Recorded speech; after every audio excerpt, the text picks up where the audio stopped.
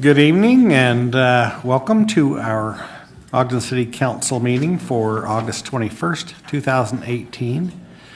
Let the roll call reflect that all council members are present today. We appreciate you also being present. It's always good to look out in the audience and see some scouts, and these scouts are in uniform, so you look sharp. I'll turn the time to Vice Chair Nadolski to introduce the pledge. Thank you, Chair Heyer. Today we have Frankie Smith from Troop 12 who's going to lead us in the pledge. He said he was just a teeny bit nervous, but He looked pretty confident when I talked to him. Please rise. Please repeat with me at the Pledge of Allegiance. I pledge allegiance to the flag of the United States of America, and to the republic for which it stands, one nation, under God, indivisible, with liberty and justice for all. Audience may be seated. Thank you. Before you go, why don't you bring your other scout up, tell us who you are and why you came today.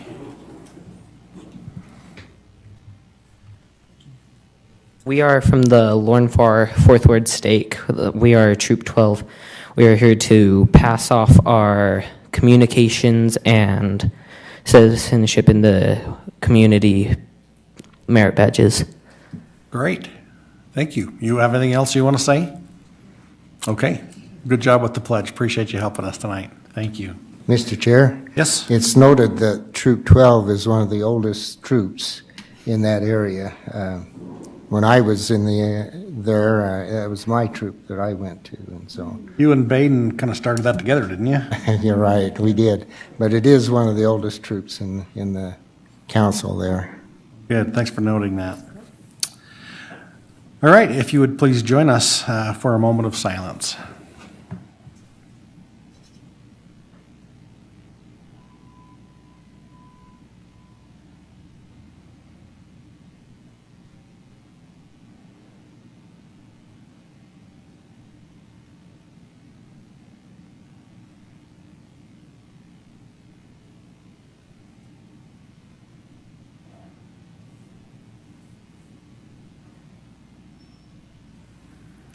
Thank you. Now we have the next item is our approval of minutes. The first is for the regular meeting of May 15th, 2018. Councilmember Choberka. Yes, Chair. I have read those minutes and made some notes to the recorder, and they're correct to my recollection. Okay, and then the joint work session of May 15th, 2018. Councilmember Lopez. Yes, Chair Heyer, they are correct to the best of my recollection. And then the work session of May 22nd, 2018, Councilmember Stevens. Yes, sir, correct, Chair. And work session of May 29th, 2018, Councilmember White. Yes, Chair, those are correct, and I propose that we approve of the minutes. Second. That's with those corrections that Councilmember Choberka mentioned, right? Okay, this is a voice vote. All in favor? Aye. Any opposed? Okay. Next item is the reports from the Planning Commission, the 2017 Culinary Water Master Plan. Chair, Justin will be beginning and introducing our featured guest. All right. Mr. Water himself. Welcome. Chair Heyer, members of the council, Mayor Caldwell, Mr. Johnson, and council staff, thank you for letting us come here tonight. And we've been working hard this past year in updating our culinary water master plan. And as many of you may remember from last time, we worked with Cliff Linford with Sunrise Engineering. And so I'm going to turn the time over to Cliff to give you a synopsis of our report. Thank you, Justin. I do appreciate the opportunity to present on your water master plan. I really can't believe it's been 8 years since we did the original master plan, and here we are again. I would like to take the opportunity to thank Jay, the Public Works staff, Justin, Taylor, Kenton, for all the hard work that they put into helping me update this water master plan. Without them, it wouldn't be possible to put this together. Our goal here today is to go over what has changed since the 2010 master plan with regards to source, storage, and distribution in the system.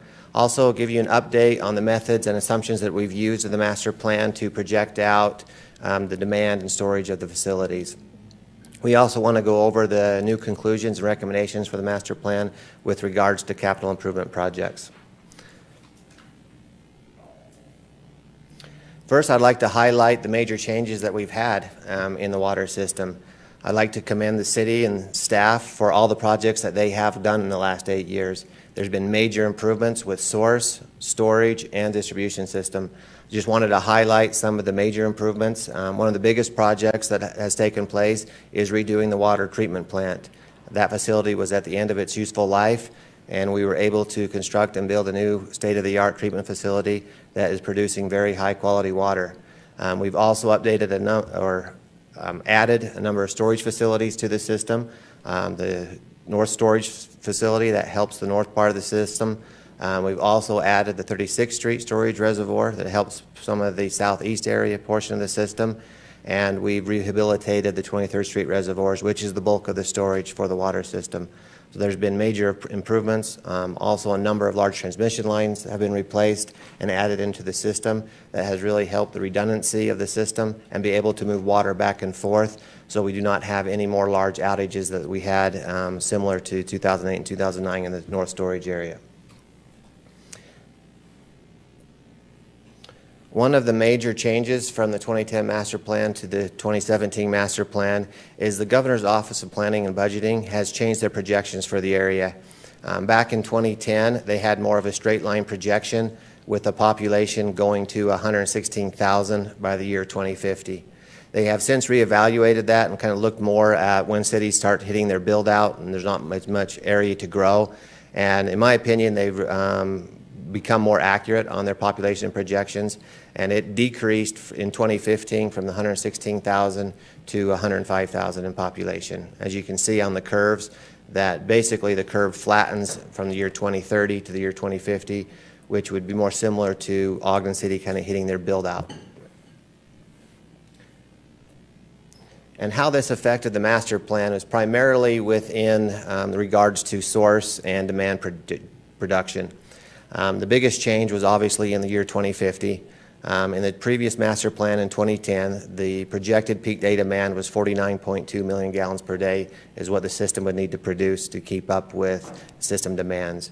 With the updated projections being lowered, this has lowered to 45.9 million gallons per day, which we'll see later affect some of the projects that we had projected in the 2010 master plan compared to the 2018 master plan.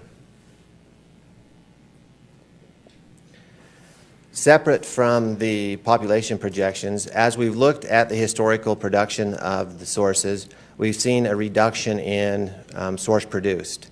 What's important to note is it's not a reduction in water used by the customers, it's actually a reduction in source being produced. The difference being the customers are still using the same amount of water, and we've seen an increase in population over the 8 years. However, we're producing less and less water. This can be related to multiple projects that we've done on pipeline replacements. The large transmission lines that have been replaced, as we were replacing the pipelines, numerous leaks were discovered, and we were able to put new pipe in and stop these leaks. As you can see, to kind of get a better feel for how much water we've saved in just pipeline replacement projects alone, is it equates to 584 million gallons per year of water saved. And to get a better understanding of costs of that, if we were to purchase that water on the open market today, that would cost us over $1 million on the open market. So it's seen a significant efficiencies in the water system with the pipeline replacement projects that we've completed. As you can see, that's over 1 million gallons per day that's being saved. And even more importantly, on a peak day projection, with the additional storage that we've added, we've seen our peak day drop from 35 million gallons per day down to 28 million gallons per day, which allows us to have a lot more efficiency in the system and move water around as needed. That was all from leaking pipes, huh? Most of it's from leaking pipes, yes. Wow. A good example of that was when we were doing the water treatment plant. There's a 36-inch water line behind the treatment plant that we had to replace due to changes in changes in pressure. There was a large leak on that line that no one ever knew about. It was right there near the river and discharging directly into the river, so it would never surface. No one ever knew it was there. As we made that transition from the old pipeline to the new pipeline, they actually had to increase the flow to the river because we cut down our contribution to the river. The delta in the CFS that they had to correct for? Roughly 3 MGD, 2 to 3 MGD they had to add up. Yep. How does that equate to cubic feet per second? Do you know? Not off the top of my head, no. But it was significant, and we can. I always wondered, so I was curious. And so there was a number of major leaks that were found and discovered and replaced. And the results of those two items, of the population being slightly less and also reduction of the historical produced water, is from in the 2010 master plan, we are predicting a shortage of water by the year 2050, i.e. we need new source. In the 2017 master plan, by the year 2050, we're actually at capacity. So we were able to take out a capital improvement project with those changes.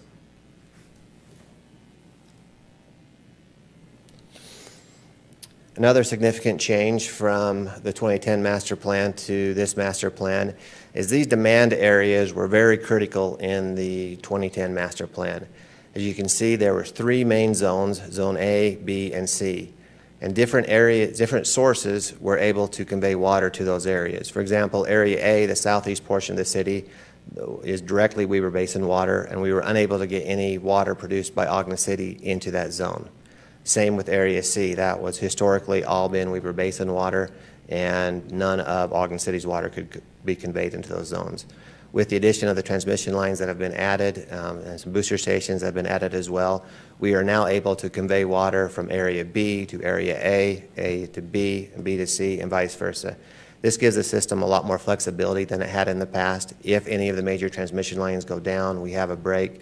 We now have a method to move water around to keep residents and customers in service.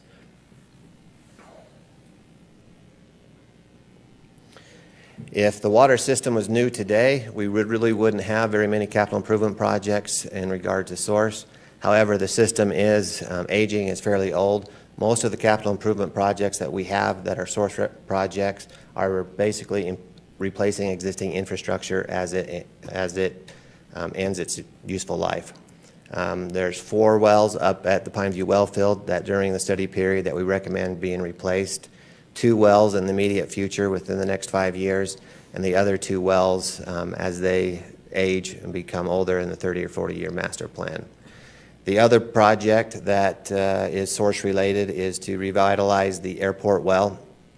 Which is an old well that has not been in production historically over the last 10-15 years, but it is a good source of water if we revitalize it to the airport area, which currently just has Weber Basin water as its source. So those are basically the main projects that we have programmed in the master plan, the current master plan for source. The total cost on those projects is just over $11 million in today's dollars. As I mentioned before, we had a number of storage projects over the last 8 years that has really put us in excellent shape from a capacity standpoint. The global analysis on the storage on the system shows that we actually have a surplus of storage in the system. The 2050 storage requirement by the Division of Drinking Water Requirements was roughly 35 million gallons, and we have currently 72 million gallons in the system. This actually gives the system a lot more flexibility as well. If a source goes down, we have more capacity in our storage to keep everybody in service, and it allows our peak day volume to be quite a bit lower than what the state is projecting. As you can see in those previous numbers, we were quite a bit different on a peak day demand basis versus what we had historically. So it gives us a lot of flexibility. So that's 72.2. How many days, if we didn't have a drop going in, how long would that last our city? About 2 to 3 days. Okay. The typical calculation for the 34 million gallons is 1 day of peak day demand for the system. So your system, you'll have roughly about 2 days of a peak day demand scenario, which would be a hot summer day in the summer. During the winter, you'd have a couple of weeks worth of storage. Great. From a local standpoint, obviously each reservoir can't serve the entire city. It serves its own geographic region. From a local standpoint, we looked at each reservoir individually and which areas that it serves and did an analysis on those areas as well. And the city is actually in very good shape from a local standpoint in every area except Area G and Area H on that map. And those areas are areas that have been served historically by Weber Basin, and they have storage to provide for those areas.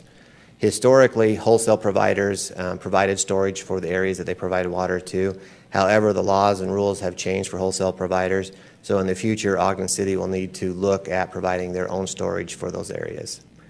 Area G won't take much effort. It's basically repiping and bringing some lines across Harrison Boulevard to use the storage that we have in 46th Street Reservoir. Area H is the airport area, and there's a couple of projects that we have outlined to help with storage in that area.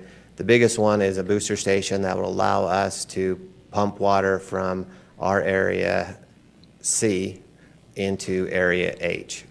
And that will allow us to use the storage, excess storage that we have in other facilities. And very similar to the source, the storage projects associated, capital improvement projects associated with storage are primarily replacement projects. Currently, the 46th Street reservoirs have a number of leaks in them, and one of the reservoirs are offline currently. We are looking to rehab those reservoirs, but in the event that the rehab fails, we've programmed in place to add 2.5 million gallons of storage in the 46th Street area. Basically replace the existing reservoirs that we have due to the age of the old concrete reservoirs in that area. The other two projects, as I mentioned before, are for Area G and mainly just interconnecting piping to access the storage that we have. The largest portion of any water system is obviously its distribution system, and Ogden City has one of the largest distribution systems in the state. They have a total of 371 miles of pipeline buried underground to convey the water to the customers that they need. To get a better understanding, that is basically a pipeline from here to Las Vegas.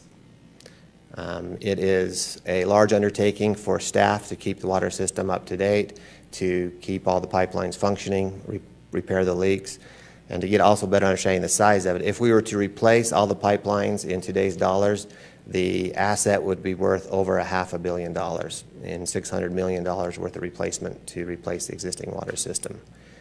It's also important to note, as you see this chart or graph by diameter, that over half the water system is 6 inches in diameter or less.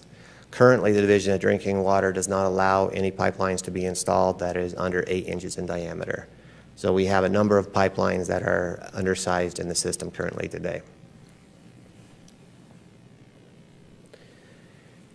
In addition to being undersized, the pipelines are as Ogden City is one of the older cities, is an older system. The life expectancy of a water main is roughly 100 years. And by the end of the study period in 2060, 55% of the system will be over 100 years old, which is a lot of repairs and replacements that will need to take place in this study period and in this master plan.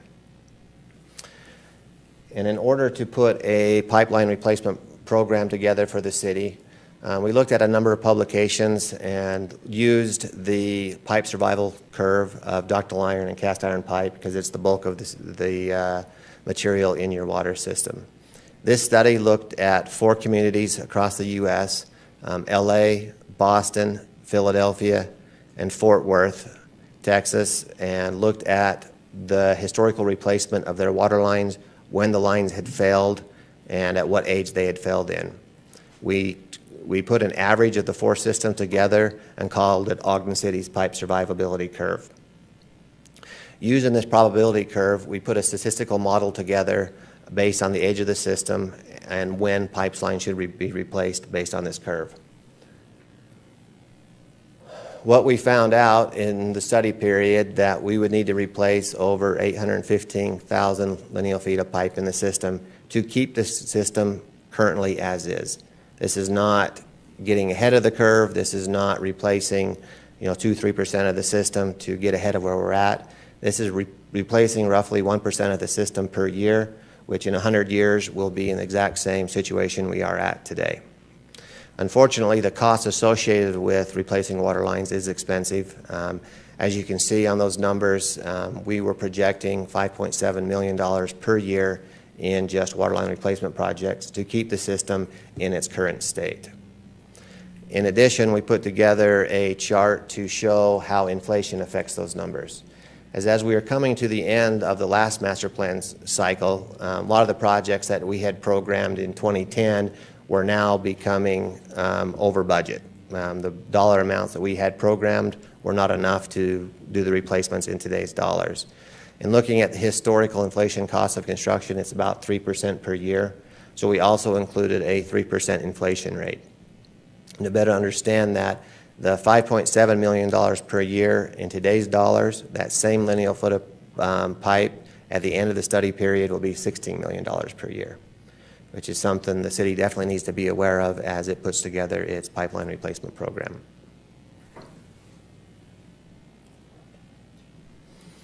So in summary, on the capital improvement projects, we had $10 million worth of source projects, $4 million of storage projects, and a whole lot of distribution projects on pipeline replacement. We broke it up into a number of categories on the pipeline replacement projects. That we've identified needs in the city from fire flow and pressure standpoints. Those who took the highest priority in the capital improvement project list to bring the system up to current drinking water standards. We also spent a considerable amount of time analyzing the existing leaks in the system, which pipelines are not failing based on statistics, but are failing today based on the number of leaks that Kenton's crews have to deal with on a daily basis. So on the distribution, fire flow, and pressure projects, they were a total of $23 million. On leak projects that have been currently identified, it totaled $72 million. And then we had $135 million worth of improvements based on the statistical model of pipeline survivability. Understanding as the system ages, we will get more and more leaks in the system.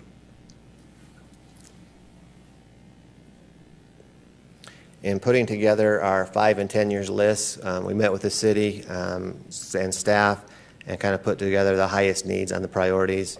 As mentioned previously, the 46th Street tanks, if the rehabilitation that we're currently trying to do on the tanks is unsuccessful, that'll be needed replaced right away in the 5-year plan. We also need to replace 2 wells up at Pineview Reservoir. 2 of them are seeing significant decrease in their production. They'll need to be replaced right away in the 5-year plan.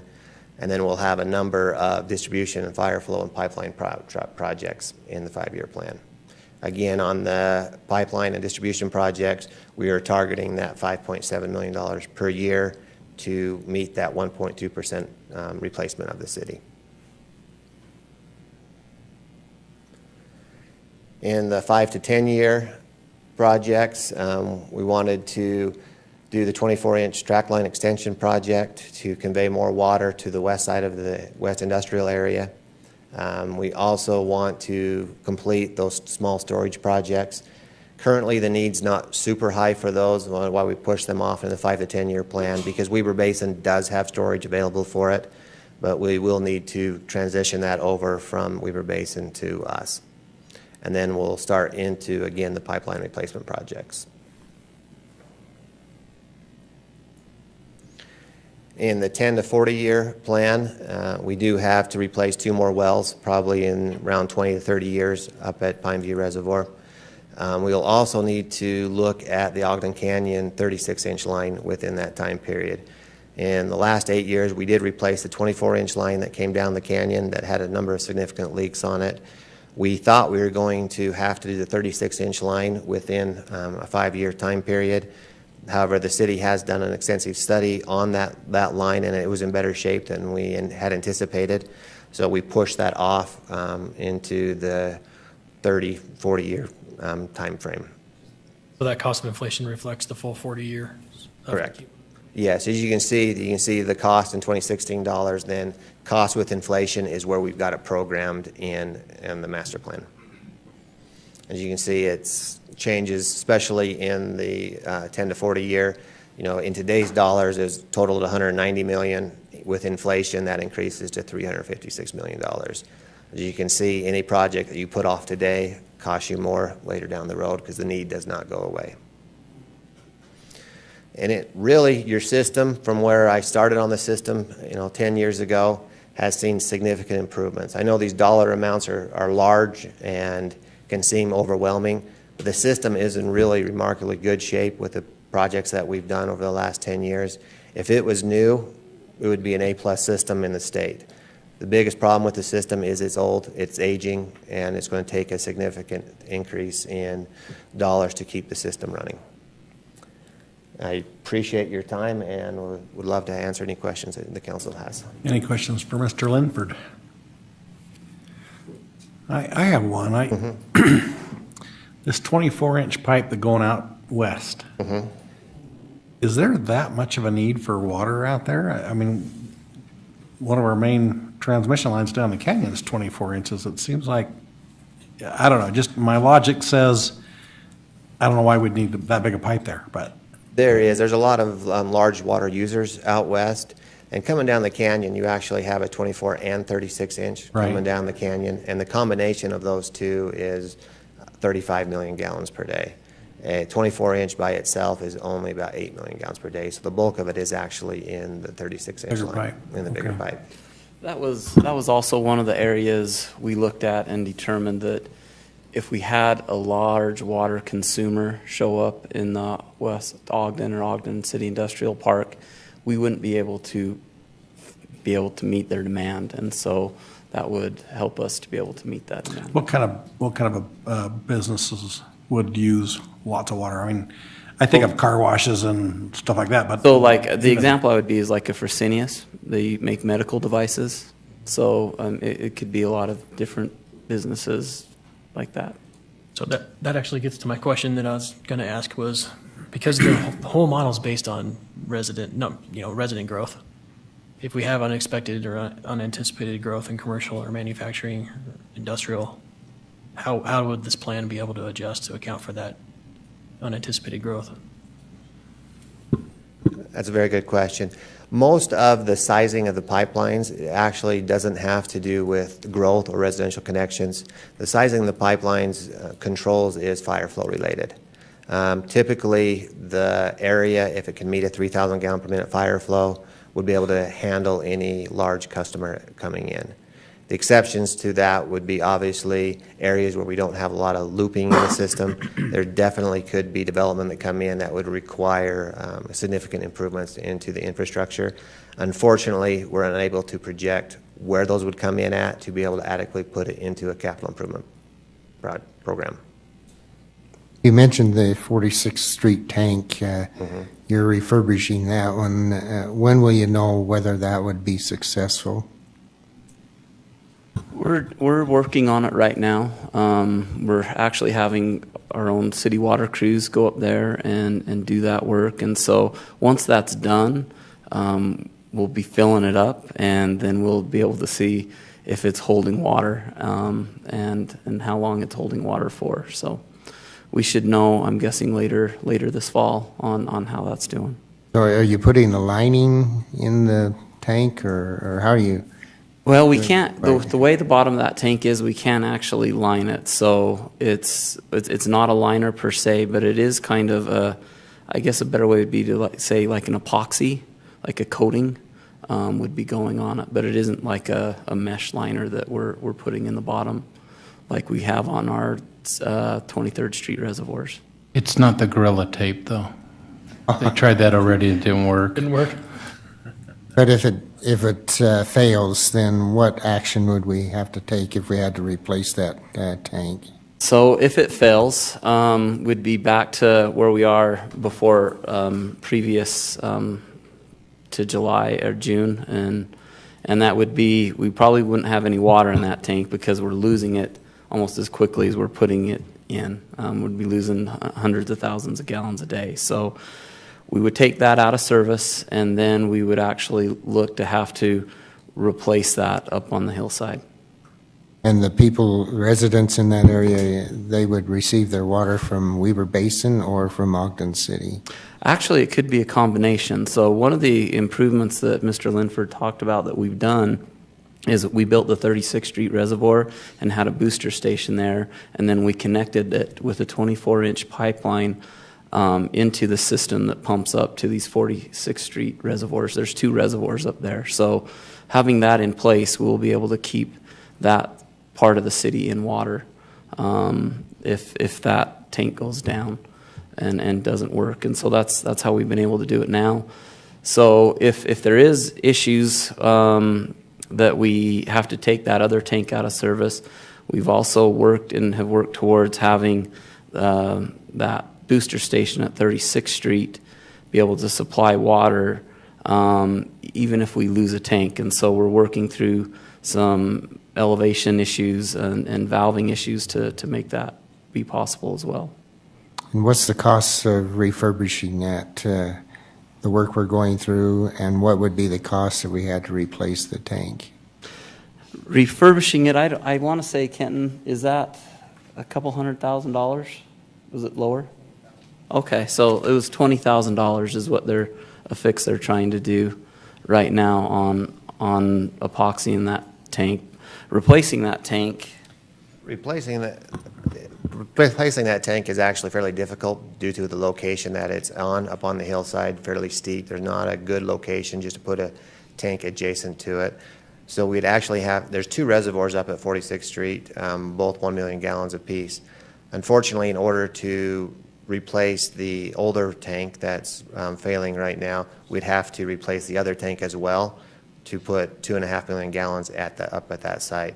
So the total cost is $3.2 million to replace that storage up on 46th Street. I vote for 20,000. Yeah, I Slight like increase. 20,000. And Councilmember Nadolski, earlier you had a question about how many cubic feet per second is in 1 million gallon. Scratching that out And somewhere. so that is approximately 1.5 cubic feet per second equals 1 MGD. Hoping one of you smart math people were doing that. Just not in my head. Any other questions? All right, thank you. Thank you. Okay. Look for, let's see, this is an item we would like to receive public input on. If there's anyone in the audience that would like to speak to the council regarding this item, now would be the time.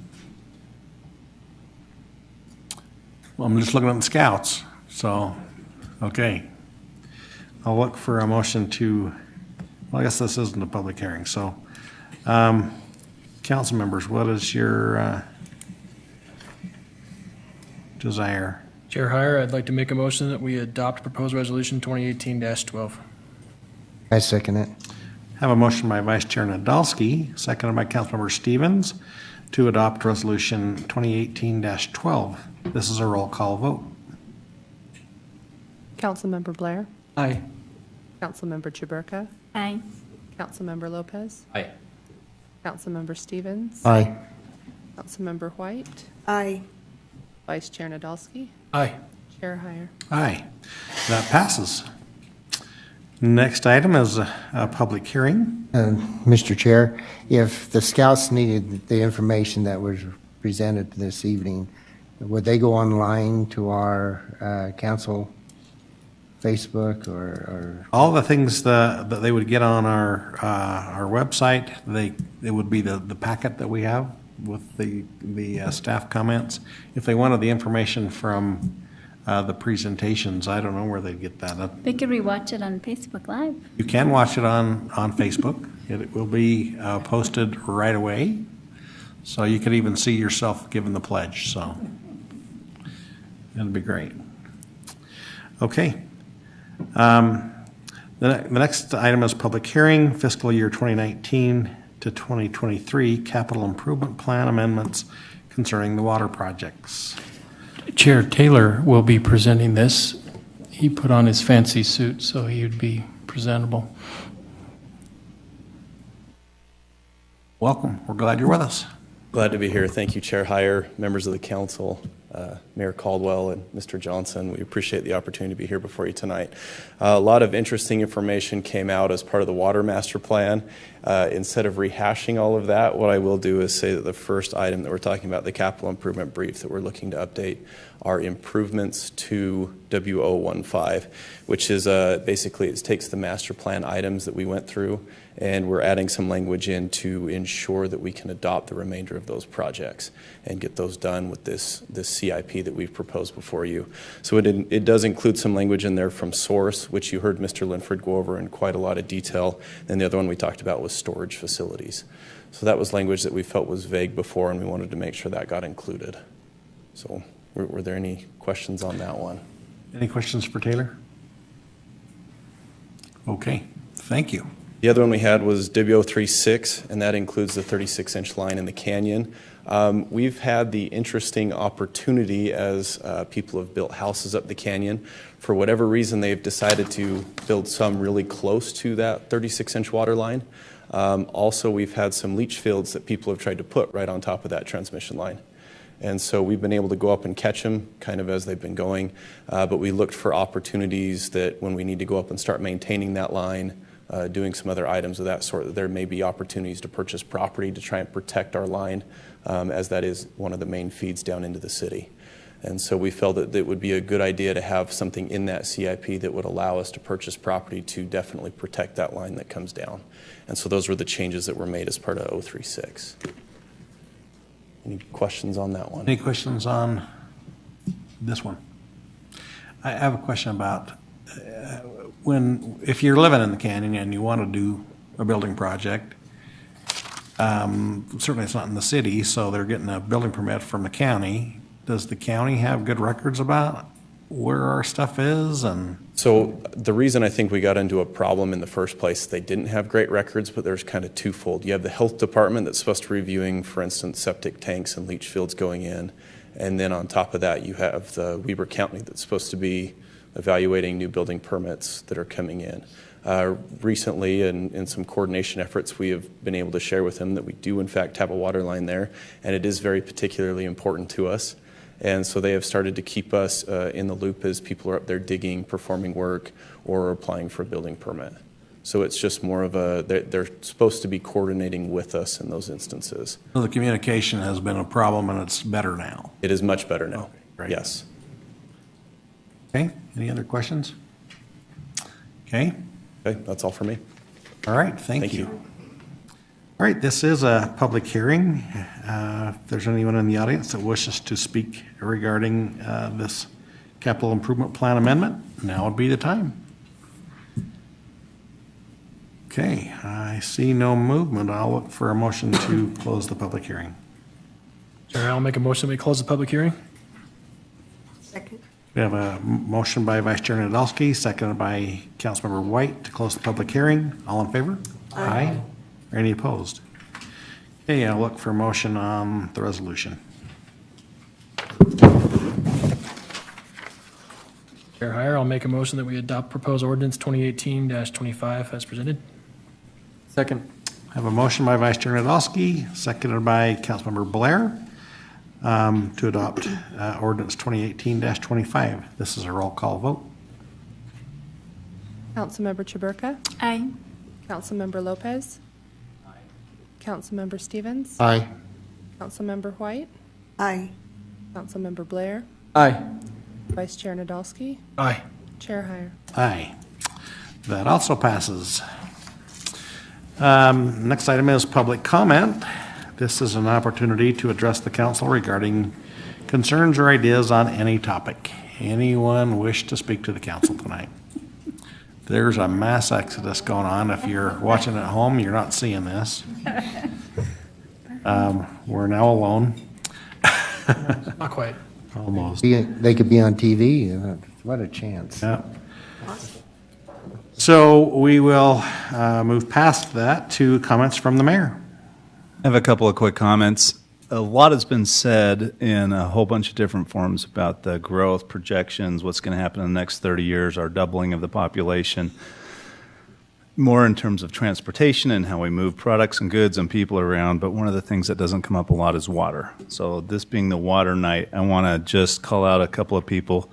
Mark Stratford, who's quietly sitting in the back trying to mind his own business, is probably one of the best water attorneys in the state, and he lends his expertise to the Utah League of Cities and Towns and a whole bunch of other agencies, and we are very, very lucky to have Mark on our bench and fighting for water rights as we have them around Ogden City. I'm sad all these guys left because we do have some amazing people with Jay in the Public Works and the people that presented.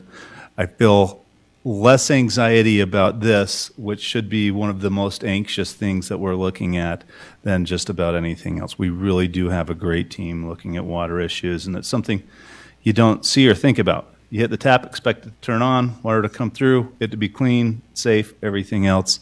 But there's a tremendous amount of work that goes on behind the scenes, especially with the infrastructure we have. That was interesting. I didn't know we had 371 miles of pipe in this small community that these guys maintain. And I've been on a couple of those leak repair groups that go out in the middle of winter when it's the dark of night and 5 degrees and water's freezing, and these guys jump into these deep, dark holes into the water and fix it up and make sure that everybody gets to wake up and have a hot shower on Christmas morning and water to drink and everything else. These guys do a great job, and we're very, very lucky to have them. I'd say we have some of the best people in the entire state on that. So we can sleep easy knowing that we've got really some of the best in the state. Thanks, Mayor. Can I add to his comments, Chair Hire? Now it's your turn. I wasn't going to say anything, but when you said that, I want to share a story, and I wish they were here, but when we had our annual Partners Tournament, Partners for Success Tournament, I was out on the course, and I met so many partners that I'd never met before. But one guy came to me and introduced himself to me and said, "What do you do?" And I said, "I'm with the Ogden City Council." And he goes, "Oh, you have the best engineers in the state, hands down, period." He was so adamant. So it's not just you. Other people are taking notice, and they deserve the recognition. And I fully agree. Thanks. Thank you for that. Any other comments, council members? When I started on the council, one of the main responsibilities at that time was to repair and fix our water system. We just been band-aiding it so often that the band-aids were starting to fall off, and so we went ahead and constructed a plan to do some improvements, and especially that 24-inch pipe coming down the canyon, and that was a major responsibility, and Chair Hire and I went up and looked at it on several occasions, but we in the middle of the night. In the middle of the night, and when they were moving the dirt around. But today we have one of the best waters in the state, and that's contributed to the hard work of our administration and staff in conducting that. And then we went ahead and built that addition or the new plant up there, and that has added a considerable amount of purity to the water that we have. And so it's, it's a continual process, but we have a system now that we can cultivate or travel water from one end to the other end of the city, from going from north to south. And so, yeah, our citizens, we just don't even think about stuff that's in the ground, and it's nice that we've got such competent people that make sure it works every day. That's good. And the thing is that we looked at that area out by the airport, and if we have a major business move in that needs a lot of water, if we wait until they move in and we start saying, well, we need to plan for it, if we plan today, then when they move in, we'll be ready to supply the water to them. Thank you. Any other comments? I just wanted to make sure everybody knew about the Echo celebration coming up this Saturday. It's the 125th anniversary, and the whole street will be closed on Jefferson Avenue and 26th Street there, and it should be a really fun event. Hey, thank you. Anyone else? Okay. I will look for a motion to adjourn. Motion to adjourn. Second. Okay, we have a motion by Vice Chair Nadolski, seconded by Councilmember White to adjourn. All in favor? Aye. Any opposed? I was thinking nobody wanted to go for a second there. Okay, well, we'll get ready to go for our next meeting. Yeah, okay. Welcome all for our August 21st, 2018 Special Redevelopment Agency meeting. Let the roll call reflect that all board members are present. And I'll entertain a motion from Vice Chair Nadolski first off. Chair Heyer, make a motion that we amend the agenda to move item number 5, comments from the executive director and the board members, to follow item number 2 and to precede item number 3. Okay, and to note that we have no item number 4.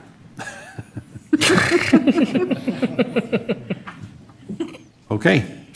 I will look for, well, we do have a second. Okay.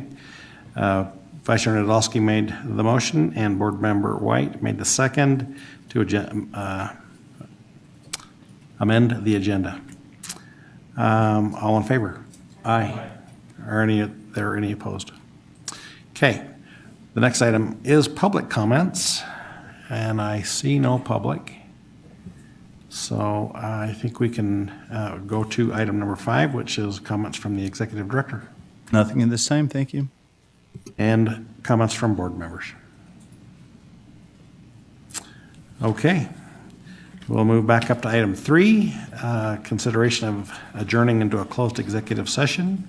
I'll look for a motion. Chair Heyer, I will make a motion that we adjourn into a closed executive session for the purposes outlined in the agenda. Second. A motion from Board Member Blair, seconded by Board Member Lopez, to move into a closed executive session. This is a roll call vote. Board Member Lopez. Board Member Stevens. Aye. Board Member White. Aye. Board Member Blair. Aye. Board Member Chuburka. Aye. Vice Chair Nadolski. Aye. Chair Heyer. Aye. That passes. And just for the record, we will adjourn from the other room. And so that is a wrap for tonight. Thank you all.